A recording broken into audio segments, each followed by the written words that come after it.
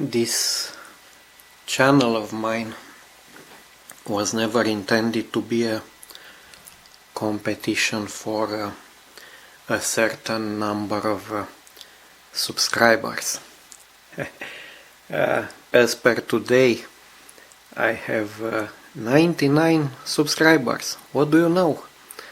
And this is beyond my wildest dreams, or should I say, I don't know, calculations, but I never dreamt about subscribers, and I never had calculations about these things.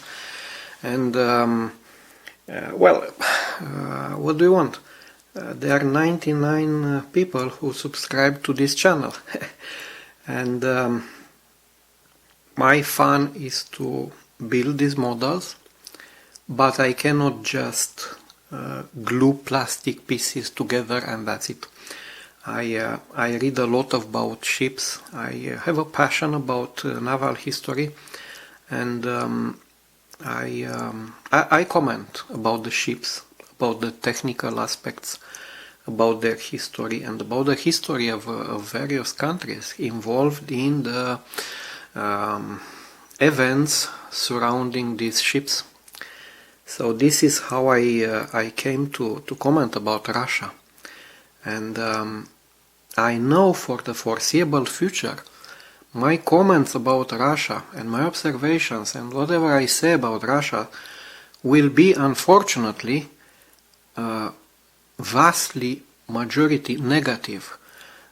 Because, it's my personal history, it's my family history, it's my country history with Russia.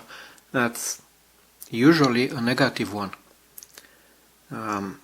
What I wanted to say is this. With these new subscribers, I don't have a list of subscribers. I cannot find a place on YouTube where I could see a list of my subscribers. I don't know, perhaps there are some settings, or I don't know. But every now and then YouTube sends me notification, this gentleman such and such subscribed to your channel. But this happened maybe less than 10 times, and I'm having almost 100 subscribers. So perhaps 10% of these subscribers, for 10% of these subscribers, I get a notification. And a couple of times, I could see the names, and these names were either Russian or Ukrainian or Belarusian perhaps, or I don't know. They are coming from that part of the world. To these Russians or Ukrainian subscribers, I have to say this. My comments about Russia, they are and they will be majority negative, but that not to say that somebody is entitled to diminish or to ignore or to take lightly the tragic history of Russia and all the peoples within the Russian Empire or within the Soviet space or post-Soviet or whatever. These people suffered greatly, and personally I consider that the Russian people or Ukrainians or whatever, they suffered perhaps the most in Europe, and because of various reasons. And I know only of one people that suffered as much, and that would be the Poles. The Poles have also a very tragic history. I tell you something.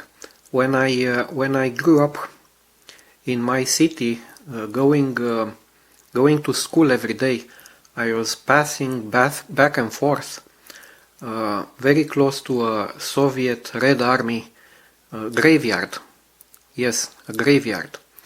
There were many graves, properly aligned, like soldiers. They are soldiers and their officers. buried there. It's like a sacred ground, and that experience every day, I don't know, implemented on my head this idea that these young people, they came from a long distance from Russia, thousands of kilometers away, and they died in 1944 fighting the Germans around my city back in Romania. Yes. So nobody should ignore these things. And you will observe that all my posts about Russia, they start with a simple observation. The Russian history is a tragic one. There was a lot, and there is a lot of suffering and sacrifice and bad things happening to Russian people, to Ukrainians, to whomever lived within the Russian Empire or within the later Soviet state. Yes, this I wanted to make clear. Nobody should ignore these things. And my negative comments about Russia shouldn't be interpreted as an attempt to erase, to ignore, to diminish these sacrifices and the tragic personal history of these people, of their families, of their communities during the history. Yes. The second point is this. It might be said, you left Eastern Europe 20-25 years ago, and you live a pampered, comfortable life here in the middle of Canada, and you have no war and no big problems and no tragedies and enough food to eat and so on, and you live your comfortable life in the middle of Canada, and you allow yourself to express negative views and observation and this and that, and to bash Russia in your posts. Well, yeah, there is a difference here. I happen to know a lot more history than the normal North American people, and I happen to have been inserted in this history, as I said, with my family, with my community, with my country, and we were witnessing what the Russians or the Soviets previous to them were doing in that part of Europe, and well, we have our own conclusions. Now, here in the West, the common knowledge is, the Russians are crazy. Everybody knows the Russians are crazy. And people here don't make such a big difference between the Russians or the Ukrainians or the Belarusians or the Chechens or Kazakhstan or Armenians or whatever other country is coming from, is included in that ex-Russian Empire or Soviet state. People, they just know the Russians are crazy. And that might be true. Russians might be crazy. But they are not stupid. The Russians elites, be them in the academia or in the media, you see a lot of them on YouTube with their own very successful channels expressing all kind of points of view. The Russians elites, even in the Kremlin mafia, they might be crazy. They are not stupid. Very, very often they deal in deception, but not in self-deception. One exception to that would be that Vladimir Putin thought, we're gonna invade Ukraine and Ukrainians will wait for us with flowers. And that was a self-deception. But that's very, very rare, these cases when they happen. The Russians elites highly intelligent, and they are highly competitive. They are also paranoid, as I explained in another episode. But that doesn't subtract, that doesn't diminish their intelligence. The Western elites, however, on the other side of the world, they are. I was about to say they are very highly educated. Well, they have credentials, they have diplomas, but they don't have much knowledge about the other part of the world. They deal in self-deception. They are usually naive and ignorant. And they all suffer from a complex of superiority. We are the best. Our universities are the best. Our ideas are the most advanced, and so on. And that might not be always the case. So I'm sorry for making this divagation, another parenthesis like this, but just for everybody to understand where I place myself between these two worlds, and the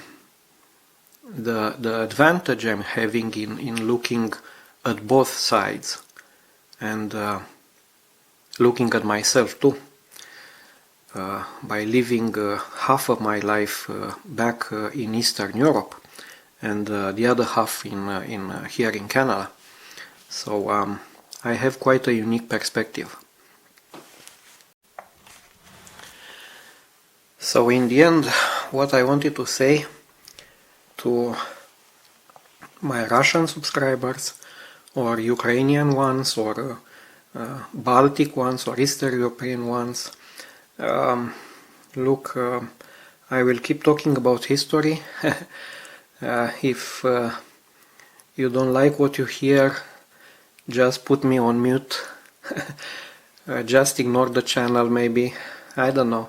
It's more like you could always look to what I'm doing with these models, with my very limited skills, with my shaky hands, and perhaps just ignore what I have to say. In any way, what I say is not intended to insult peoples, families, communities, and as I explained, I remember very, very well the tragedies and the sacrifices and the sea of hurt, the struggles and the sufferings of those peoples in Russia, in Ukraine, in the ex-Soviet state, and in Eastern Europe too. So if I can say this, I apologize in advance, but I will keep doing what I'm doing. Thank you.